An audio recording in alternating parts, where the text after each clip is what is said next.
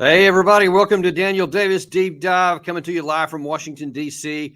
And, man, hot off the press, we got a lot of stuff to talk about today because unless you've been living in a cave, you've seen that the United States has yet again launched military strikes against another country, this time in Yemen. And overnight, the United States launched, along with UK and a couple of others that were helping, about 100 missiles, and I believe it was 60 targets in 16 locations spread throughout the country of Yemen against the Houthi rebels, the ones that have been firing lots of missiles and drones into the sea, in the Red Sea, and cutting off a lot of shipping that's been going over there, causing all kinds of disruption. We've been talking about that a lot here. Well, we finally took some action after lots of threats and warnings by the U.S. government, and now we are where we are. Now, the question is, what is going to happen now? What is the result of these strikes? What can we expect in the aftermath? And we have a great guest to come on and help us untangle a lot of this stuff today. My colleague from Defense Priorities, Ben Friedman, who is the policy director and just the guru of all kinds of stuff in the Middle East, especially. And Ben, welcome to the show, because we're really grateful to have you on today. Yeah, thanks for having me on and calling me a guru. I appreciate it. You're welcome. Yeah, because I mean, it's an earned title. It's not a just something that we throw away easily. That's a pretty big deal. So now, look, let's just get right into it here, because there's lots of issues to unfold here. Now, anytime we launch these kind of strikes, the claim from the administration is always this will deter the whoever the target is. In this case, the Houthis out of Yemen. It's going to send a strong message, and we always kind of say that with the expectation that it's going to go good. But here in the aftermath, there's already a lot of the usual suspects, a lot of the hawks that are out there. We talk about it, more than we should, because they're always out there. This is already not enough for them. And in fact, here's what General Jack Keane has been saying. The center of gravity for the aggression in the Middle East that we're experiencing is Iran. We have said this time and time again. To deter the proxies themselves by hitting them will not be sufficient. We have got to go after Iran. Yeah, man, that's not enough. Just 100 missiles, that's not going to get it done. We got to expand the target list right now to go after Iran, and then they'll get the message. And if anybody was missing that up on the Hill, we had Lindsey Graham to add his 2 cents in. You'll never get Iran through their proxies to back off until you hit Iran. And you'll never get stability back in the Mideast until you tell Iran, we're going to hit you if you keep using these people against us. I'm not talking about invading Iran. They're a oil-rich nation. Knock out some of their refineries. Yeah, man, just knock out a few refineries. It'll be fine. Now, it's easy, Ben, to say, okay, well, those are just hotheads. They're always saying that kind of stuff. But the day before this strike happened in Yemen, you had the Secretary of State giving a kind of a warning. But notice what he says at the end of this clip here. We've been clear with more than 20 other countries that if this continues, as it did yesterday, there will be consequences. There'll be consequences for the Houthis' actions. We've also repeatedly tried to make clear to Iran, as other countries have as well, that the support that they're providing to the Houthis, including for these actions, needs to stop. It's not in their interest to see the conflict escalated, and we're not the only ones who sent that message to Iran. So he seems to be saying, hey, what Keane and Lindsey Graham are talking about, not exactly off our radar. We are thinking about Iran. What do you think is going on here? And is that something that could help? Well, number one, I think it's a heroic assumption that the Houthis are acting at the behest of Iran. They receive aid. They received missile technology in the past from Iran. And it may be that the Iranians are helping with some targeting, but I'm not sure and skeptical that the Houthis are doing this sort of on the order of Iran. So it may be that Iran has very little to do with this, and that striking them would be more or less irrelevant to the Houthi calculus. 1, 2, blowing up some oil refineries or even doing wider airstrikes against Iran would almost certainly only make the Iranians more intransigent and less likely to sort of, be good citizens of the world and not screw around with shipping. So that, it's such a light strike that Lindsey Graham is proposing there on the Iranians, who, by the way, have suffered lots of losses in their oil capacity through sanctions already, and that didn't make them behave as we wanted. Right. So it's this idea of air power, some sort of magic button you can press and get everybody to do what you want. So I very much hope that the Biden administration is just engaging in empty rhetoric, as they often do here, and they're not serious about escalating this further to Iran and getting into a potentially a large war that would be something on the scale of Iraq to actually be effective. Now, as soon as these strikes came out last night, you actually released a statement, official statement on defensive priorities, in which you said that these strikes are ineffective and invite escalation. Now, why do you propose that they're ineffective? Because the stated reason is to deter the Houthis and to make the shipping in the Red Sea open. You suggest that that's not going to happen. Why is that? There's actually, I think there's two different arguments for the strike, sort of logics at play. One's tactical, one's strategic. So tactically, you hear people say, well, what we're doing is degrading the Houthis' ability to go after shipping. So just destroying the different kind of equipment that they use to attack shipping, drones, munitions, depots, and radars that help cue their anti-ship missiles, things of that nature. And so I think those, that's the 60 or so targets that we hit are all some mix of those things. And it's very unlikely that we've sort of destroyed the Houthi capacity to do this with 60 strikes. Number one, the Houthis had a lot of warning that we were going to do it. So right. A lot of warning. They put some of their stuff away. Number two,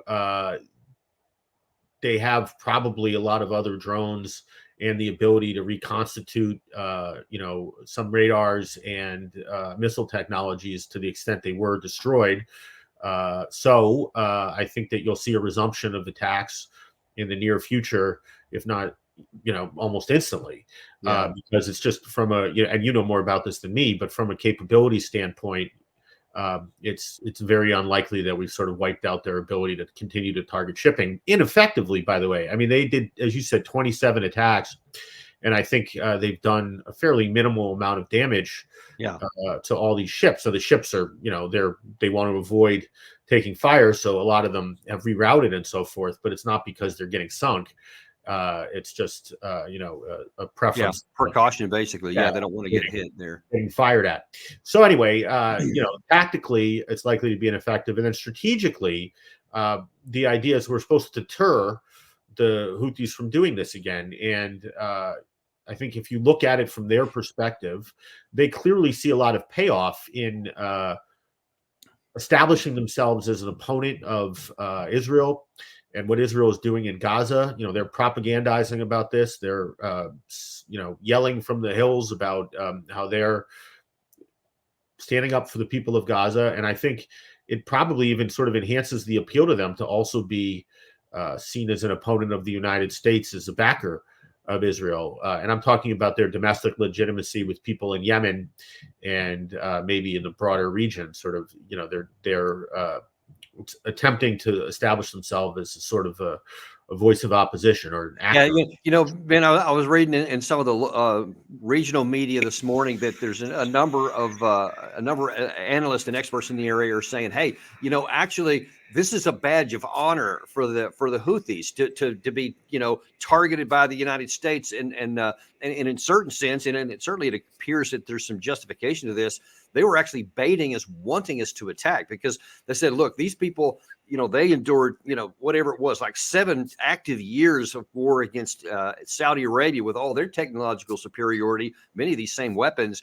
And no matter how many times Saudi Arabia hit them, they were always able to endure and continue on. And I think it was 9 years. And, it's there's a view of air power, right? That if you sort of inflict a little bit of pain on somebody's economy using airstrikes and take very little risk, that you can sort of project to them, look, we're going to take something away from you, blowing up factories or blowing up munitions and so forth. The United States has done this time and time again, Vietnam, airstrikes. You got to go all the way back to there. Operation Rolling Thunder. Yeah. Robert Pape wrote a good book about this, Bombing to Win. It's very rarely effective, and it's also rarely effective even when you use way more force than we used here, to deter. So the Houthi threshold for pain, the sort of cost-benefit analysis that we're looking at, on one hand, you have the pain of the airstrikes. On the other hand, you have the benefit of doing these attacks on shipping, which clearly they think is good for them politically. We're just so far off the amount of pain they would need to stop, I think, that it's not even close. And we could become far more violent and do a lot more airstrikes. And I think they still would be undeterred. And even to the extent we destroyed their ability to target stuff in the Red Sea, I think they would figure out a way to do some damage in another way through some other means of attacking, U.S. interests or something like that. They might become even more radical in that sense. Well, now let's take a look at that. What are some of the potential reactions from this? We'd like them to be self-deterred. We'd like them to feel the pain and go down. But the problem is they're probably not going to do that. They're claiming this morning, they're reiterating their threats that now then they're going to unleash holy hell on the United States in the region. And actually, they didn't specify where it may be. One only can imagine where the opportunity may arise. But what do you think is going to happen? Whether it's going to be more strikes in the Red Sea, or is it going to be maybe against the United States? Are they going to join some of these potential Iran-backed groups in Iraq or Syria against U.S. troops? What do you think might they do next? Well, I think there'll be more attacks in the Red Sea. I think there's also the United States has been conducting covert operations, I think, in Yemen against Al-Qaeda linked terrorists for a while. And there may be some U.S. personnel in parts of Yemen, not exactly where the Houthis are. And so they may have the ability to strike back at U.S. forces there. Obviously, that's very secret, and I don't know any details about it, but that's a potential avenue of escalation. And then, I don't think they have the capacity right now to kind of get too involved in Iraq or Syria. But you can imagine that it doesn't take that much to send some guys over there and sort of join the party where we're already taking fire from various militias, Kataib, Hezbollah, and others in those countries. So, the Houthis could potentially participate in that. But I think the big thing is just that they'll probably continue to attack shipping, potentially do it even more. I mean, they've said they're, trying to just target previously Israeli-linked shipping. And I'm not sure that was really true. But they have, I think they probably have the capacity to do even more and make even more trouble. So I think that's what we're most likely to see. And then, the Biden administration and the Brits and everybody else who participated in this will sit there looking kind of foolish. You did something. It was feckless. It didn't stop the thing you said you wanted to stop. So what do you do now? Do you escalate, or you just take it on the chin and engage in secret talks? So I'm worried that the failure of these strikes, which will be manifest pretty quickly if I'm right, will lead to some, greater amount of airstrikes, which almost is very likely also to be ineffective, and will go on this kind of escalation ladder until somebody says stop. Now, we also, speaking of kind of the neighborhood issue and all the other, Iran-backed groups, whether it's the Iran-backed Kataib Hezbollah in Iraq or some of these in Syria, of course, these Iran-backed Yemen group here, or the Iran-backed Hezbollah. Fox was reporting just a couple of hours ago that there is, according to U.S. intelligence, a new threat in the region. Gary? Very concerning report out of Politico says U.S. officials assess that there is a rising risk Lebanese Hezbollah militants will strike Americans in the Middle East and even potentially hit inside the United States. These officials say the chance for an assault on U.S. soil is growing. These officials declined to give any specifics about the kind of attacks Hezbollah might be considering, but they did say that this particular terror group has capabilities that other terror groups don't. Now, here's the big question, Ben, whether that one plays out, whether it's some of these things that the Houthis do that you suggested, might be, who knows, a big range of them. What do we do now? If what you say is correct, and I'm 100% in agreement that if they do something else and we do more, tit for tat, it's just a never ending series of responses that's not going to change anything. but could potentially escalate and ramp up the threats and increase the amount of terrorist strikes and counterstrikes we get back. What can we do to nip this in the bud and not just keep going blindly down that path and wonder if we stumble into an escalation in a war? Well, I think we could engage in negotiation. You know, you have everyone with the Houthis directly. You have a tendency of people to say, well, you know, you don't negotiate with terrorists or you don't give in to hostage takers, and this is akin to hostage taking. My view of that is different. I think that number one, the Houthis are not quite a state, but they're close to being a state. So I think it's more sensible to think about them as a state, even if they're a rogue state. And states tend to achieve political goals through coercion. So, you know, including us. And that's kind of how international politics works. So giving into their threat in a way, I don't think is the end of the world in the sense of creating a bad precedent, especially if it's way cheaper than the alternative, which I think is, you know, this endless naval presence plus, you know. But how do you respond to those people who say, "Oh man, you just want to be Neville Chamberlain. You just want to give in to them, and if you give in to them here, they will take a mile into this other side over here, and it'll get even worse." How do you address that? I don't think number one, I don't think they have. There's not much else the Houthis can do. You know, they're limited geographically. You know, the one thing they can do is attack U.S. forces in the region potentially. So I think that, you know, that's another reason that we should probably have fewer U.S. forces in the region carrying out pointless missions. But primarily, you know, the Houthis are limited in their capacity, and I don't think they're not going to like invade Saudi Arabia because we cut a deal with them about shipping. You know, they're not Nazi Germany, but what they're asking for is not a halt to Israeli operations in Gaza. What they're saying over and over again is we're doing this because we want more aid to be allowed into Gaza. Now, it may be that that's not true, and if that demand were met, that they'd continue.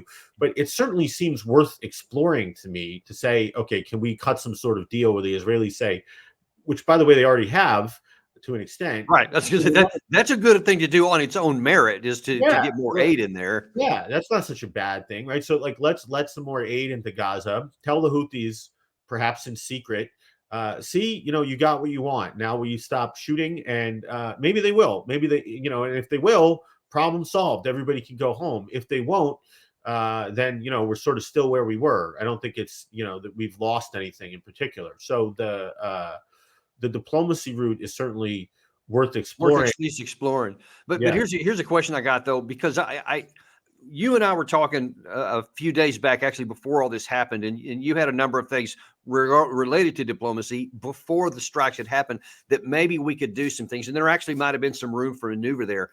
It could well be now that room has now been eliminated because of these strikes and the potential response and counter response or so. But here's the thing. We are in this situation we are. We didn't do something smart earlier, and there's probably about a half a dozen things we could have done earlier, but now we didn't. So in this mess, where continuing to ramp up target attacks is probably not going to be successful. What are the options that the Biden administration has now to keep this from escalating and to try and keep the Red Sea open? Yeah, well, I think one of them is essentially the status quo, which is to continue with these defensive naval operations to protect shipping, hopefully along with allied navies, despite their more limited capacity. And I would say that, you know, as a part of that, look, the problem here is actually pretty limited in terms of shipping costs. The consequence has been, I think, minorly increased prices for consumers, primarily in Europe and China. Yeah, it's not like, you know, this is roiled world oil markets in a big way. So it's not great, but you know, the people who are suffering the most are not us. So it's not obvious to me that the United States should be in the lead here, as we always are. As opposed to letting the people who have, you know, more at stake do that, potentially including the Chinese, who have done nothing, right? It wouldn't bother me if the Chinese wanted to try to protect shipping too. So, there's an option of the status quo, only with more burden shifting to allies and potentially even to non-allies who are suffering too, like China. That's one option. Another option is to do even less and just say, this is not that big a problem. At the end of the day, if shipping goes around and prices increase minorly, it's really actually not the end of the world.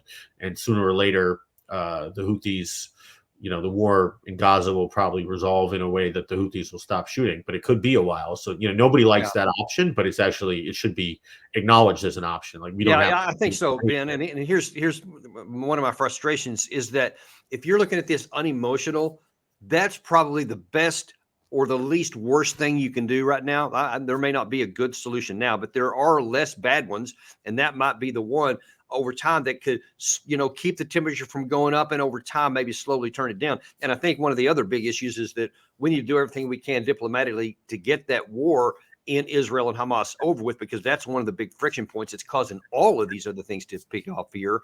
But what we need to do is avoid making it worse. And I think we can make it worse. And of course, any talk about what you just mentioned there, which I endorse, is going to be immediately attacked as being weak. And it's going to be, drawing all kinds of other actors to start taking advantage of, and they'll see our weakness. We have to be strong. I've heard that ad nauseum on the internet and then the news wires here in the responses here. And I fear that that's going to carry the day, which it seems to do a lot. And I fear that we'll be back on here talking in the not too distant future because things have gotten worse. Yeah. And then, of course, the other big options are the ones we heard about from our, Lindsey Graham and Jack Keane, which is, escalate even further. You could escalate even further with the Houthis. You could potentially have a ground war there. But I think there's actually few people who think it would be worthwhile to wind up occupying Yemen to slightly lower the price of shipping, which is ultimately what you're achieving. And then, you wind up in the sort of you break it, you own it situation. So thankfully, I don't think too many people take that seriously, but that is an option. And then there's this idea that if you just go after the great Satan in Iran, it will solve all these problems. And we already talked about how I don't think that would work. In fact, it's way more likely to pull us into a big Iraq-like war with Iran, that could cost us hundreds of billions of dollars and lots of lives, rather than solve this, in the grand scheme of things, relatively minor problem. So I hope, the Biden administration at least is not taking that seriously. But anyway, those are sort of the panoply of options, and none of them are great. The one thing I would say for diplomacy is the airstrikes. The best thing you can say about, I think, the airstrikes we did last night is, to the extent you are talking to the Houthis, it might help that, now you've shown that you're willing to bomb their stuff, which, by the way, we already showed in, I think it was 2016. We bombed some radars because they were screwing around with shipping then. But anyway, it might have some effect on the, negotiating leverage we have, is kind of the best case I think you can make for the strikes. But, I think we should be talking to the Houthis, despite the fact that we bombed them, and trying to, use some mix of carrots and sticks. This is stick I oppose, but there are other sticks. Sanctions, designating them as a terrorist organization again, that could be part of the discussion. I don't think any of those things themselves would solve the problem, but some combination of carrots, which is we'll do something about the aid situation in Gaza, and threats of what happens if they don't, I think could potentially resolve it. Could, but that's one of my other big frustrations is that I'm telling you, there's no doubt if we start talking about, hey, let's offer a carrot or two after we've thrown these big 100 sticks into the mixer and blown up a lot of stuff. Let's offer them a few carrots if they'll slow down. That's logical. That's rational. That has a chance of attaining positive outcomes for the United States. But we just, the so-called foreign policy elite in this country will just immediately assail that as being weak, and that it can only be sticks. We have to hit them with enough sticks until they finally do what we tell them to do. And that's just not how it works anymore, Ben. And I think it's working even less and less. Yeah. I mean, it's a terrible problem that, essentially accepting the world as it is, that there are bad people who do bad things, and they make threats. And sometimes you want to solve that through force, but often, there's ways to, sort of accept the badness of the world and solve the problem without eliminating it. And that, that idea is kind of anathema to the United States. I think because we've been so powerful for so long and we have a very strong ideology, we sort of tricked ourselves into thinking, we live outside of history and outside the rules of international relations, but we don't. And, it took us, what did it take us, 15, 16 years to even start talking in a serious way to the Taliban about what was going on in Afghanistan. So, that I think there's some analogy here between the Houthis, who are in many ways not even as radical as the Taliban, but, hopefully we don't have to go another 15 years before we figure out, there's maybe a better way to do this than just staying in some degree of war with them for an endless period. Yeah, and let's hope that I don't have you on in a couple of weeks where we're talking about, okay, now these attacks we've had into Iran, what's next? Let's hope that doesn't happen, because hopefully I'll be wrong. Maybe I'll be wrong and the Houthis will just stop, but I doubt it. Yeah, I hope that too. Obviously, yeah. I would love nothing more for this to work, and for those people to be able to say, "See, told you so, it worked," and the shipping's open. Nobody else gets killed. The war didn't go any further. I just don't think that's going to happen. Yep. But we will see, and we will continue to monitor this, because this is a very volatile, very dynamic situation. And we're very grateful to having you come on today, Ben, and kind of give us some of the insights and some of the options that are out there with you, even if they're ugly. That's things we got to consider, because it's not all just missiles. We have to do some hard work. Thanks for coming on and sharing with us, and we will look forward to having you back in the future. Good to be on for the first time. Deep diving with you, Danny. It's great. Definitely won't be the last. Thanks a lot. And we thank all of you folks for being here with us today. Like we say, we are going to continue to follow this and actually come back, because at 11 o'clock, we're going to be looking at a different aspect of this. And that's the legal aspect, the U.S. constitutional aspect. There's issues way beyond the battlefield here that have a lot of implication for the United States. And we're going to have a former member of the Reagan administration, part of the Attorney General's office there, and a constitutional scholar that is exceptional in Bruce Fine. He'll be back on. You won't want to miss that. We'll see you at 11. And in the meantime, we remain unintimidated and uncompromised to bring you the information you need to make sense of your life. Thanks, and we'll see you next time on Deep Dive.